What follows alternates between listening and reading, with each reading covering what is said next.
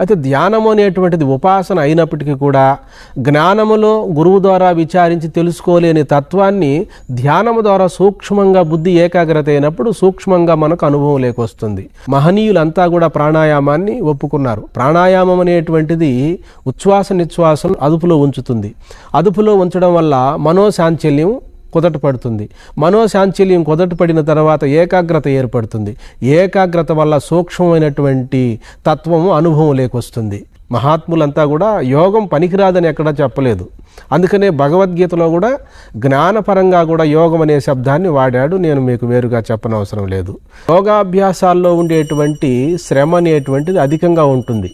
ఎందుకంటే ఆసనము తర్వాత వచ్చి ఈ చిన్న చిన్న వ్యాయామాలు ఇవన్నీ ఎక్కువ పరిశ్రమ చేయవలసి ఉంటుంది. ఎట్లయితేనే పరిశ్రమ చేయడం వల్ల మనలో మూలాధారంలో ఉన్నటువంటి ప్రాణశక్తి, అదే కుండలిని శక్తి అనుకోండి, మరి ఇంక ఏ శక్తి అయినా అనుకోండి, రమణ మహర్షుల వారైతే ఆత్మ కన్నా ఈ కుండలిని శక్తి వేరు కాదంటాడు ఆయన. మౌనము అనంతమైనటువంటి శక్తి స్వరూపం. అసలు పరబ్రహ్మము యొక్క స్వరూపమే మౌనం. నిశ్శబ్దం బ్రహ్మముచ్యతే. మౌనం అనేటువంటిది చాలా గొప్ప విషయమని మహాత్ములు చెప్తున్నారు. ఓం నమో బ్రహ్మాదిభ్యో బ్రహ్మ విద్యా సంప్రదాయకర్తృభ్యో వంశర్షిభ్యో మహభ్యో నమో గురుభ్యః. దివ్యాత్మస్వరూపులైన ప్రియాత్మస్వరూపులారా, ఇంతవరకు మనం క్రియాయోగాన్ని మనము ప్రస్తావించుకుంటూ వచ్చాం. యోగ మార్గాలన్నీ కూడా సోపాన క్రమములు. హఠయోగం కానివ్వండి, లయయోగం కానివ్వండి, మంత్రయోగం కానివ్వండి, ఏదైనా కూడా ఒక మనకు ఆ నిర్వికార నిరామయమైనటువంటి బ్రహ్మతత్వాన్ని అనుభవంలోకి తెచ్చుకోవడానికి ఈ యొక్క చక్కటి మార్గాలు, అన్వేషణలో మనకు సరైనటువంటి మార్గదర్శకాలు. ఇప్పుడు మనం గుర్తించాలి, ఇక్కడ ఎందరో మహాపురుషుల గురించి మనము చర్చించుకుంటూ వస్తున్నాం. ఈరోజు మనము రమణ మహర్షి యొక్క మితభాషిత్వాన్ని గురించి, ఆ మితభాషిత్వంలో ఉన్నటువంటి అనంతమైనటువంటి అనితర సాధ్యమైనటువంటి ఆత్మానుభూతి గురించి మనం విచారించుకుంటూ, అలాగే మితతత్వంగా మిత జీవనము జరుపుకుంటూ ఉన్నటువంటి వారికి మరి ప్రశాంతత, అనితర సాధ్యమైనటువంటి అలౌకికమైనటువంటి ఆత్మానుభూతి ఎలా కలుగుతుంది, దానికి సరైనటువంటి మార్గం ఏమిటి అన్నటువంటి సత్యం పైన మనము మహనీయులు మహాత్ములు గడిచిన కాలంలో ఏ తత్వాన్ని అనుసరించి, ఏ ధ్యాన యోగ తపస్సులను అనుసరించి అట్టి పరమపదమైనటువంటి ఆ యొక్క బ్రహ్మ సాక్షాత్కారాన్ని పొందారో ఆ విషయం పైన మనం కొంత ప్రవచనాన్ని జరుపుకుందాం. ప్రియ ఆత్మస్వరూపులారా, రమణ మహర్షుల వారు మౌనాన్నే ఎందుకు ఎంచుకున్నారు అంటే, మౌనము అనంతమైనటువంటి శక్తి స్వరూపం. అసలు పరబ్రహ్మము యొక్క స్వరూపమే మౌనం. మరి వాక్కు ద్వారా సాధించలేనటువంటి దాన్ని మౌనము ద్వారా సాధించి లోకానికి అందజేశాడు రమణ మహర్షి. ఆయన కంటే కూడా ముందు మన మహనీయులు ఎందరో కూడా మనకు చారిత్రక పరంగా విచారించినట్లయితే, అరణ్యాలలో సనాతన కాలం నుండి కూడా మన మహర్షులు తపస్సు చేసి ఆ యొక్క మిత భాషిత్వాన్ని అవలంబించి బ్రహ్మస్వరూపాన్ని, బ్రహ్మతత్వాన్ని అనుభవంలోకి తెచ్చుకున్నారు. ఈరోజు ఎన్నో ఆశ్రమాలు, ఎంతోమంది పీఠాధిపతులు, ఎందరో మహాత్ములు లోకానికి గొప్ప సందేశాలు ఇస్తున్నారు. అయితే ఆ సందేశాలు అందుకొని తరించేటువంటి వాళ్ళు కొందరు, ఆ చెప్పేటువంటి వేదాంతము అర్థం కాక మరికొందరు, మరి అగమ్యములో మన జీవితాన్ని ముందుకు తీసుకువెళ్ళలేక అగమ్యముగా జీవిస్తున్నారు. ఈ విషయములేమి తప్పు కాదు. అయితే ఇక్కడ సూక్ష్మంగా మనం గుర్తించాలి. నాటి కాలం నుండి నేటి కాలం వరకు కూడా ఒకవైపు హఠయోగము, ఒకవైపు రాజయోగము, ఈ రెండు మార్గాలు కూడా మనకు ముందుకు వస్తూనే ఉన్నాయి. హఠయోగ మార్గములో ప్రయాణం చేసి ఆ యొక్క శరీరములో అంతర్ముఖముగా ఉన్నటువంటి భావగర్భితముగా ఉన్నటువంటి అనంతమైనటువంటి తత్వాన్ని వాళ్ళు హఠయోగము ద్వారా కూడా వెలుగులోకి తీసుకొచ్చారు. అయితే అంత శ్రమ లేకుండా, అంత ఆహార వ్యవహార నియమములు అంత కఠినమైనటువంటి విధానం కాకుండా సద్గురువుల యొక్క పర్యవేక్షణలో, సద్గురువుల యొక్క కృపకు పాత్రులై జ్ఞాన మార్గములో కూడా విచారించి ఆ పరతత్వాన్ని అనుభవంలోకి తెచ్చుకున్నారు. ఓ ప్రియాత్మ స్వరూపులారా, హఠయోగం అనేటువంటిది శారీరకమైనటువంటి వ్యాయామాలతో కూడుకున్నటువంటి ఒక అద్భుతమైనటువంటి ప్రక్రియ. ఇది ఈనాటి కాలంలో మరి ఇప్పుడున్నటువంటి వాళ్ళు ఎవరు ప్రవేశపెట్టినది కాదు. పరమశివుడే పార్వతీదేవికి హఠయోగ ప్రదీపికలో ప్రబోధించారు. ప్రియాత్మ స్వరూపులారా, ఈ సందర్భంలో రమణ మహర్షులు వారు ఏమంటారు అంటే, వేదాంత శాస్త్రాలను అధికముగా చదువుట చేత కానీ, ఎక్కువగా ప్రవచనాలు ఇవ్వడం వల్ల కానీ మంచిదే, అది కూడా కొంతవరకు మేలు చేయగలుగుతుంది. మనకు సంపూర్ణమైనటువంటి బ్రహ్మ సాక్షాత్కారం కలగాలి అంటే మిత జీవితాన్ని, మంచి క్రమజీవితాన్ని నడపాలంటాడు. ఇక్కడ గమనిద్దాం మనం. మిత భాషిత్వం, మిత నిద్ర, మిత జాగరణ, వీటి ద్వారా మన పూర్వీకులైనటువంటి మహర్షులు మనలో ఉన్నటువంటి ఆ దైవతత్వాన్ని అనుభవంలోకి తెచ్చుకోగలిగారు. ఈరోజు నేను చెప్పేది ఏమిటి అంటే, మనము వేదాంత శాస్త్రాలను ఎక్కువగా అధ్యయనం చేయడం వల్ల సమయం చాలా గడిచిపోతుంది. అందుకని మనకు అలవాటు కూడా ఏ గ్రంథములో ఏమి చెప్పింది, ఏ శాస్త్రంలో ఏముంది, ఏ పురాణాల్లో ఎలా ఉంది అన్న అన్వేషణకే సగ జీవితం సరిపోతుంది. అందుకనే రమణ మహర్షుల వారు ఏ గ్రంథాలను కానీ, శాస్త్రాలను కానీ, పురాణాలను కానీ చదవకూడదని కాదు ఉద్దేశ్యం. అవన్నీ కలిసి ఆత్మను పరమాత్మగా గుర్తించడం కొరకే ఈ వేదాంత ఉపనిషత్తుల యొక్క వాంగ్మయం అంతా కూడా వచ్చినది. అందుకని రమణులు వారు ఏం చేశారంటే సరాసరి మౌనాన్నే ఎంచుకున్నారు. అయితే స్వామివారు మౌనంలో అనంతమైనటువంటి ఆత్మానుభూతిని అనుభవంలోకి తెచ్చుకున్నారు. అయితే వారిని చూసి మనం తెలుసుకోవాల్సినది ఏమిటి అంటే, మనం కూడా మితముగా మాట్లాడుకోవాలి. ఎందుకంటే అది రమణ మహర్షుల వారికి మాత్రమే సాధ్యమైనది. మనకు సాధ్యం కాదంటే మనం కూడా అంత ప్రయత్నం చేయగలిగితే ఓ అణుమాత్రం మనకు కూడా సాధ్యం అవుతుంది. దయవంచి మనము ఆ యొక్క రమణ తత్వాన్ని అర్థం చేసుకోవడానికి మనం ప్రయత్నించాలి.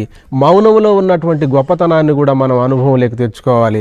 సనాతన కాలం నుండి కూడా మన మహనీయులు, మహాత్ములు మనకు చూపినటువంటి దారిలో మనం ప్రయాణం చేసి మన జన్మను తరింపజేసుకుని ఎదుటివారి జన్మను కూడా, వారికి కూడా సహాయ సహకారాలు అందించవలసినదిగా నేను మనవి చేసుకుంటున్నాను. ప్రియాత్మ స్వరూపులారా, మౌనము అనేటువంటిది నిశ్శబ్దం బ్రహ్మముచ్యతే. మౌనం అనేటువంటిది చాలా గొప్ప విషయమని మహాత్ములు చెప్తున్నారు. అయితే ఏమీ తెలుసుకోకుండా మౌనముగా ఉండడం అనేటువంటిది హఠయోగాల్లో చెప్పబడిన మౌనం అవుతుంది.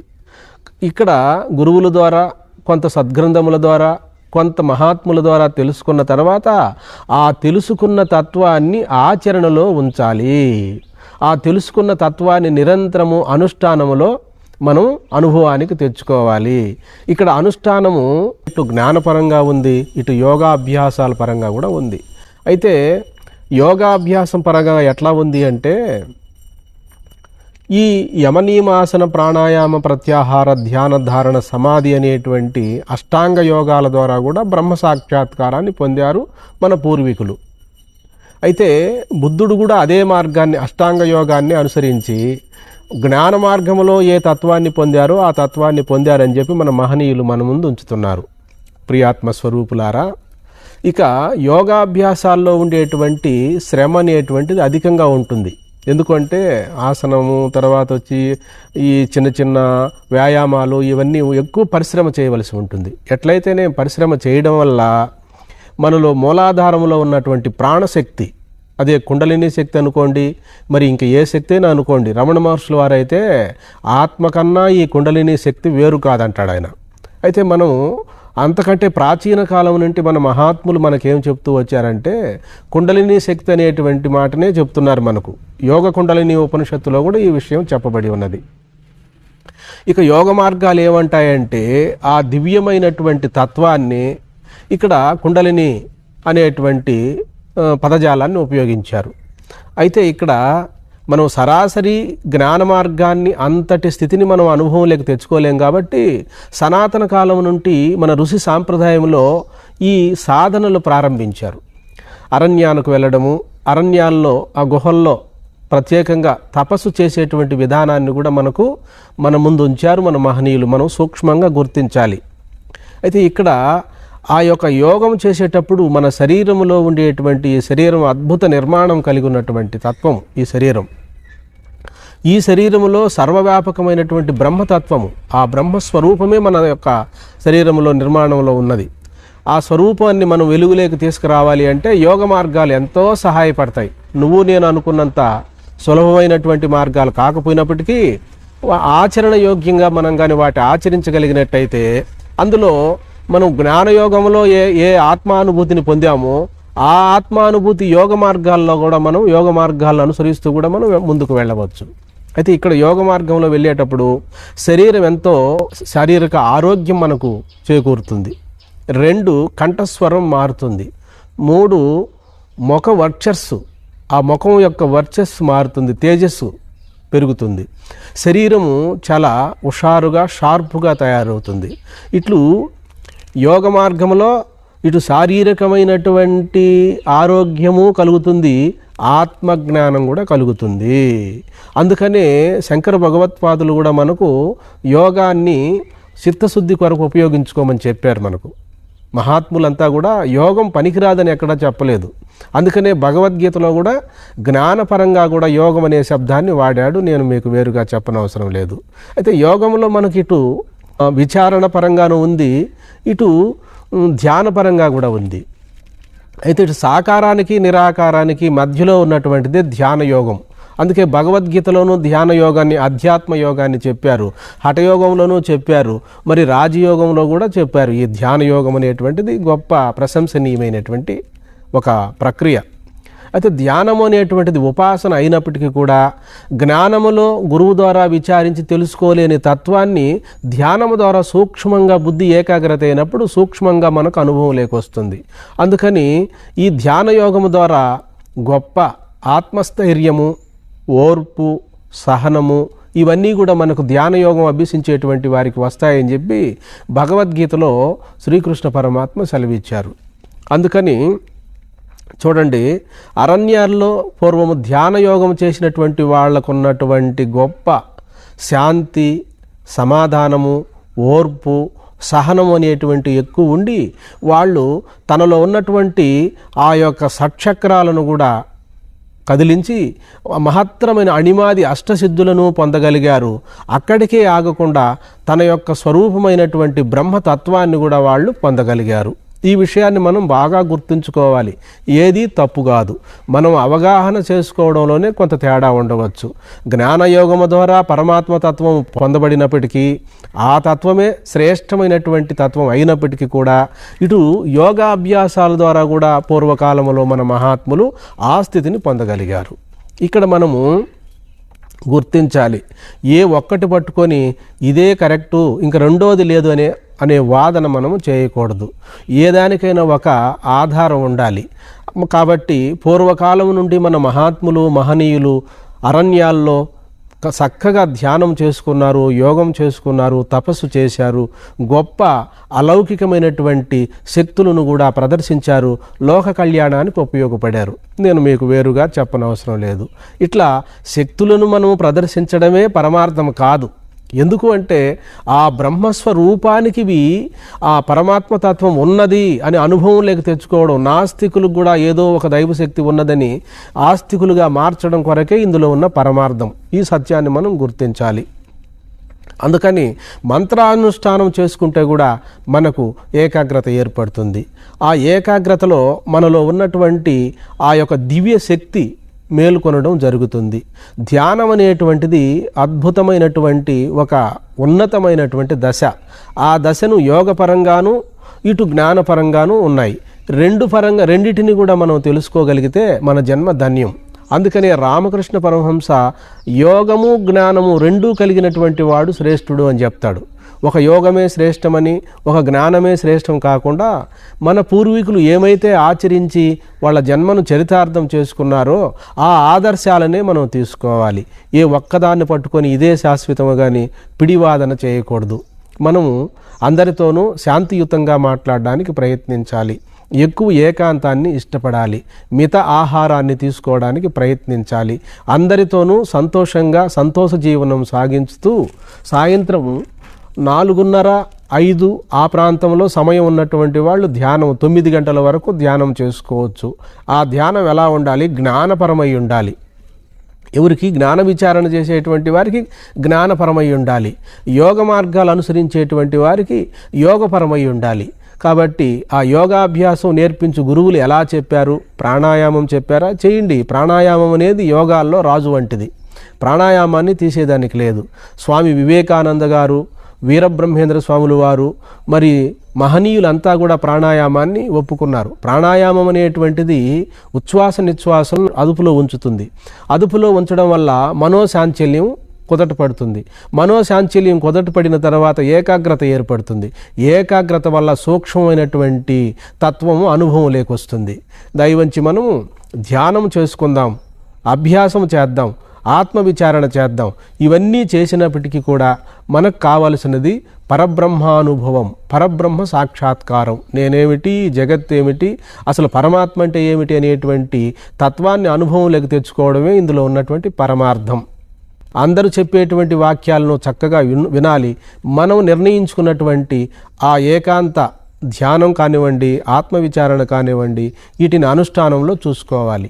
కేవలము గ్రంథాలు చదవడం వల్ల కానీ మంచిదే, కొంత మేలు చేకూరుతుంది. కానీ ఒకరికొకరికి పరస్పరం చెప్పుకోవడం కూడా మంచిదే. అయితే అంతటితో సరిపోదు. మన మహనీయులు మహాత్ములు ఏ తపస్సు చేసి, ఏ ధ్యానము చేసి, ఏ యోగము చేసి, ఏ జపము చేసి ఉత్కృష్టమైనటువంటి మోక్ష పదాన్ని పొందగలిగినారో ఆ తత్వమే మన లక్ష్యం. లక్ష్యాన్ని ఎప్పుడు మనం విడనాడకూడదు. కాబట్టి మనం తిరుమలకు వెళ్ళాలనుకుంటాము. వెళ్ళేటప్పుడు మధ్యలో ఏదైనా మనము వాళ్ళతో వీళ్ళతో కబుర్లు పెట్టుకుంటే ఎట్లయితే మనం గమ్యాన్ని చేరలేమో, అదేవిధంగా మనం ఈ ఆధ్యాత్మిక జీవనాన్ని సాగించేటప్పుడు ఒకరొచ్చి జపము శ్రేష్టం అంటారు, ఇంకొకరు వచ్చి కాదు కాదు ధ్యానమే శ్రేష్టం అంటారు, కాదు యోగాభ్యాసం శ్రేష్టమని ఇంకొకరు అంటారు. కానీ వారి వారి మనసును అనుసరించి, వారి కర్మ ఫలితాన్ని అనుసరించి కొందరు యోగాన్ని అనుకుంటారు, కొందరు ధ్యానాన్ని అనుకుంటారు, కొందరు మంత్రజపాన్ని అనుకుంటారు. వీటన్నిటి పరమార్థము బ్రహ్మ సాక్షాత్కారము, ఆత్మ సాక్షాత్కార స్వరూపము.